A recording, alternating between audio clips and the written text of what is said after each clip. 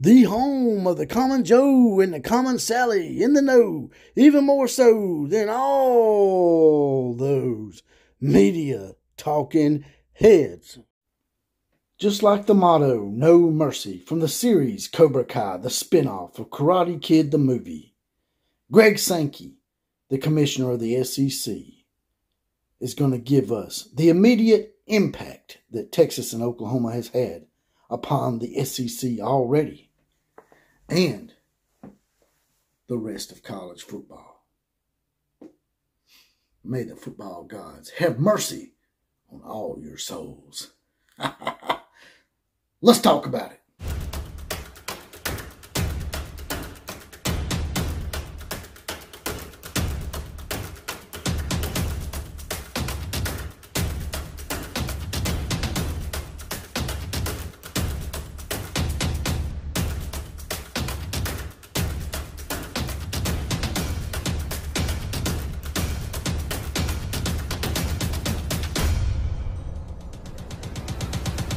As I like to do periodically, people that help sponsor this show, I like to give them a shout out and give them a plug.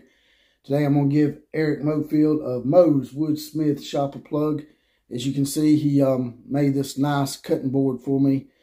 Handmade, handcrafted, never, ever any lasers involved. Handcrafted, handmade. Look this guy up, check him out. Order anything you want on a piece of wood, a cutting board, any kind of wood. Look up Mo's Woodsmith Shop. Give him a holler. If you want Jennifer Lopez on a board, Eric Mofield's your man. Now, let's get to the show. Outlaw Posse. Riding on in once again. Outlaw Posse is now in effect.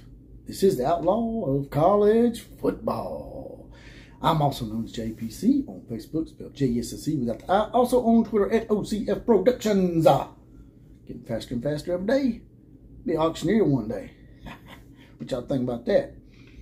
But before I get to the topic at hand, I'd like to thank everybody out there that donated to the show these past couple of shows, especially the Super Bowl halftime pervert show that I done about Rihanna.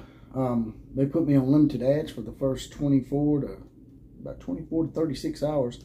They finally approved that video for monetization, but you guys and gals, y'all bailed me out a little bit monetarily, and I appreciate the hell out of that. Now, getting right to it here.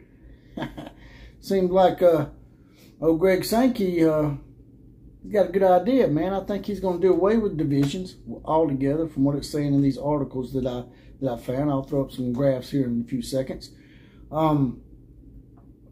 With the addition of Texas and Oklahoma, we're already having an impact on the SEC.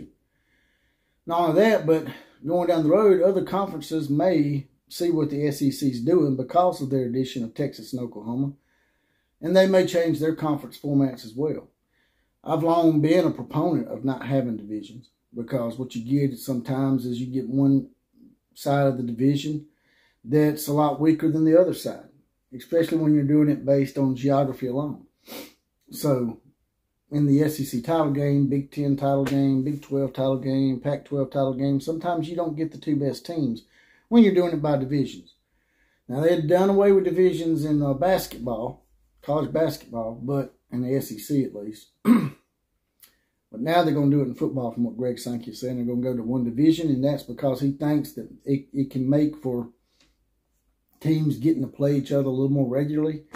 You don't have a situation where Missouri, for example, hadn't went to Auburn or played in Auburn since 2012. Texas A&M has never had a visit from Georgia the entire time they've been in the conference. I didn't know that. That's hard to believe. So what this is going to do, now I'm not sure how it's going to do it and how it's going to make it to where you be able to go to different venues more often. If I can stop tripping over my damn tongue here. But Greg Sankey seems to believe that doing away with divisions, going to one division, will be the key to doing that. People also mention pods, like 4 pods. I don't like that idea either, man. It's got just too much of an NFL-esque type feeling. I mean, we're going to eventually probably end up having NFL-like with college football one day, whether we like it or not. But for the time being, I would like to just go with one division. Just sort of like the Big 12 does.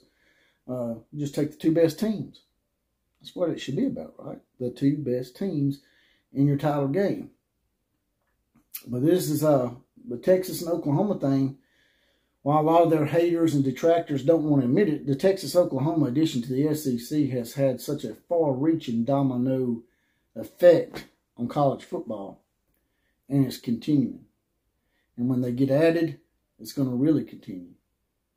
You're going to see some great matchups. But I'm still struggling to realize how he's going to be able to work it to where everybody can go to the other person's campus more often by just having one division.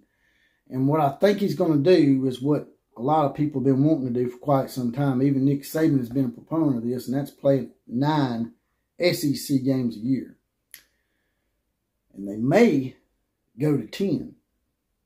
And I used to not be a proponent of that, but, I mean, since you got more teams now, you don't really need the variety of a big-time non-conference tilt anymore when you got 16 teams to choose from in your conference.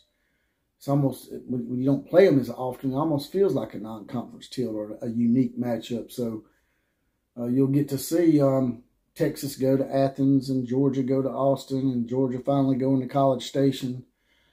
Although I don't know if I'd ever want to go to College Station. You know, tell them what's going to happen down there in that cult-like atmosphere, right? But I think that's what's going to happen. They're going to end up going to 9 or 10 SEC games. And at that point, what you'll probably have is only 2 non-conference games where you can try to give your team not just rest, but give your third and fourth stringers some valuable reps. People really don't like the games against the Mercers and Tennessee Chattanoogas of the world, but those games do serve a purpose.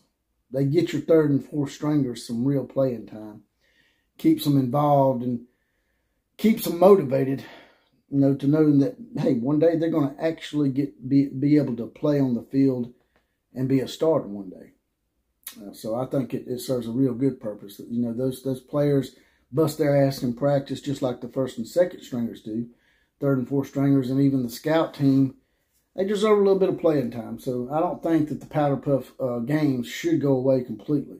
Now, if you go to 9 conference games, you might be able to schedule 1 or 2 non-conference tilts and then have the 1 Powder Puff, which you could do. But if you go to 10, you might be forced to, at that point, have 2 Powder Puffs in order to get those valuable reps for the players that are on the bench for long periods of time during the season. But you guys and gals, tell me what you think about all this. Do you think that they should go to 1 division? Do you think they should go to pods? Do you think that they should keep it the way it is? Think they should still have 1 or 2 Powder Puffs to offset the rigorous, now it's going to be even more rigorous SEC schedule? Drop it in the comment section. Let me know what you think. Also, there's a heart option down here. You can hit that. It says heart thanks at the bottom of this video. Donate to the show. Get me off the YouTube teat. Also, I'm going to eventually try to get away from that. You guys and gals can tell me what you think. What do you think I should use as far as donations goes? You might have some good ideas. I'm thinking about going to Cash App or Patreon.